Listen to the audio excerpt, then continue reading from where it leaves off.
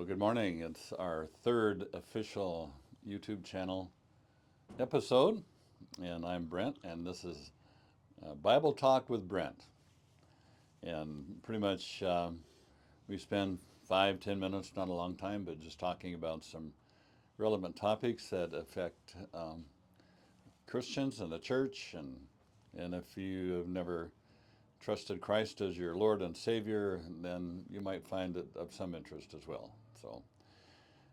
This week we're going to talk about the apple doesn't fall far from the tree.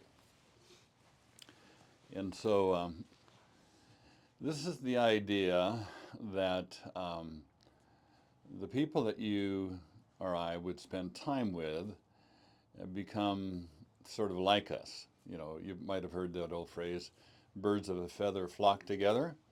And it's also true that you have to be careful of what kind of flock you hang around with because you become of a feather with them. You become like that person. I mean, the classic example is an older couple who are both wearing the same Hawaiian shirts because they both went to Hawaii. And pretty soon, after a while, you talk similar, you act similar, and there's you just kind of become like the other person that you spend a lot of time with. And so, in looking at the life of Christ, he spent 3 years with his guys, and especially if you've watched The Chosen, and I think they've done an excellent example of kind of showcasing the humanity of everybody, and especially the disciples, because they, and we can come up with this observation retrospectively, but I don't know that if any of us would have been any different because they were just slow on picking some things up.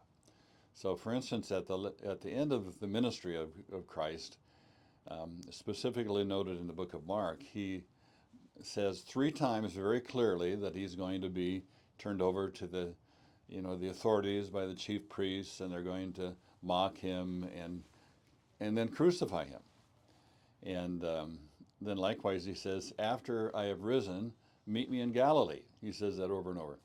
Well, it says that they just didn't get it. They didn't understand it. And so much so that on the night that Christ was betrayed, and we just went through Easter week last week, and this is called, the Last Supper. And this is thinking of the account in the book of Luke, that he's telling them what's going to happen, that one of them are going to betray him, while they're having the Passover meal. And then all of a sudden it says, and there arose a great discussion among them of who was the greatest. And so on one hand, Jesus says that one of you guys is a total rat here. And instead of, there was some of that in the other Gospels to say, well, is it I, Lord? But there's a big argument over which one of them was the greatest. And he has just said he's going to, be betrayed and turned over to that tonight was the night. So they just missed the point. But anyway, so in that discussion in Luke, and this is, I think, Luke chapter 22, it says that Jesus then gives them a little discourse. He says, the great men of the Gentiles and their kings who have authority lord it over them, and they exercise their authority over the ones under them. And he says, it shall not be so among you. And so then he begins to explain that he gives illustration when it comes to a master and a slave. Normally the slave would prepare the meal for the master, and they reclined at table, which I still have a hard time with that one. They evidently didn't sit, we think of sitting around in chairs, but they were evidently on the ground reclining at the table they're going to eat. He says, would you not expect the master to eat first and then the slave to serve him? And he says, yet I am one among you who serves. So Jesus lived a life of serving, giving up his life, and the classic verse is Mark 10:45, and it says that for Christ came not to be served, but to serve and to give his life as a ransom for many. So this comes up to kind of the nugget verse that I wanted to share a little more about, and that's in the Gospel of Matthew 10. And Jesus says, "A servant is not above his master, nor is a student above his teacher." And he said, "It is enough that when a student is fully taught, he becomes like his teacher, and a servant would become like his master." So, what does that mean? So I think what it means is essentially that the nature of a master of the dogs, the essential nature of a spiritual leader is that of a servant. And Jesus says, "I am one among you who does. I don't act like your master." We think of somebody in authority, go here, do that. But he's one who serves. Now, there is a position of authority where you would need to give instructions, in the structure of any organization. And the centurion, who Jesus healed his son, his servant, he said, "I am a man under authority, and I say, go here and do that, and they do that." And he was saying that Jesus has authority to heal his son. All he needs to hear is Christ to declare that his son is well, and he knows it will be done. So there's a place of authority, but it's not an attitude of authority. It's not an attitude of bossing people around.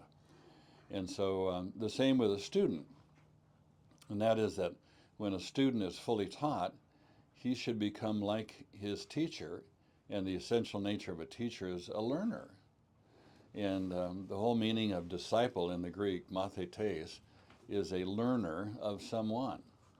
And so if I am learning from my teacher, what am I learning from him besides content? Am I learning that this is a guy who knows everything? And I am just I'm learning how to be a teacher.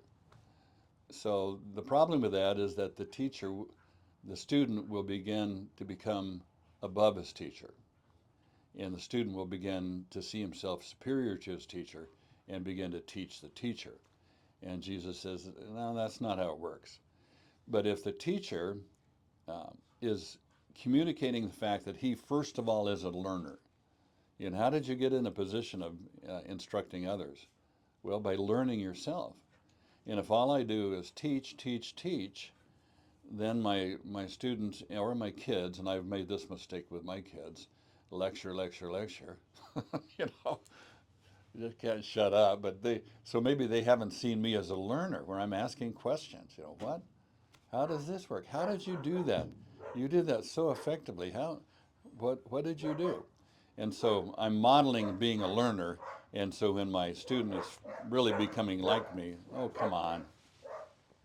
Sorry about the dogs. They're just We can't hear it. Right? going nuts. Yeah. Bark. Hey. Hey. And the same with a leader. If a leader, I'm just a guy that's giving orders around here and there.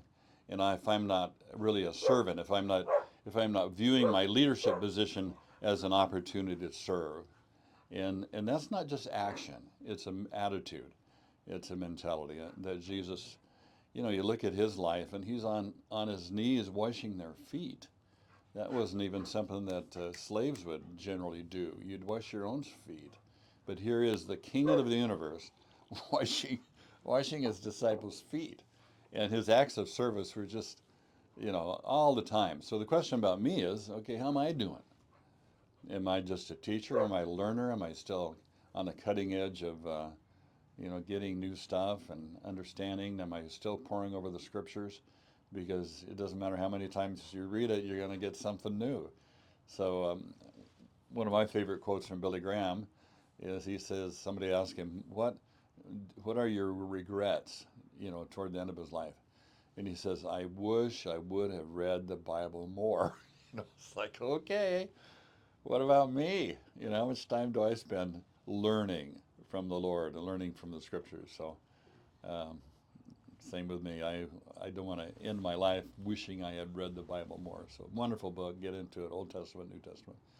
Well, hope you're able to follow along. Next week we're going to kind of do a segue from this topic into disciple making, because Jesus, his um, his last instruction, according to Luke especially, was when he was on the mountain. He said, "Go and make disciples of all people." So we'll talk about that in a little more detail. Have a great week. See you back in 7 days.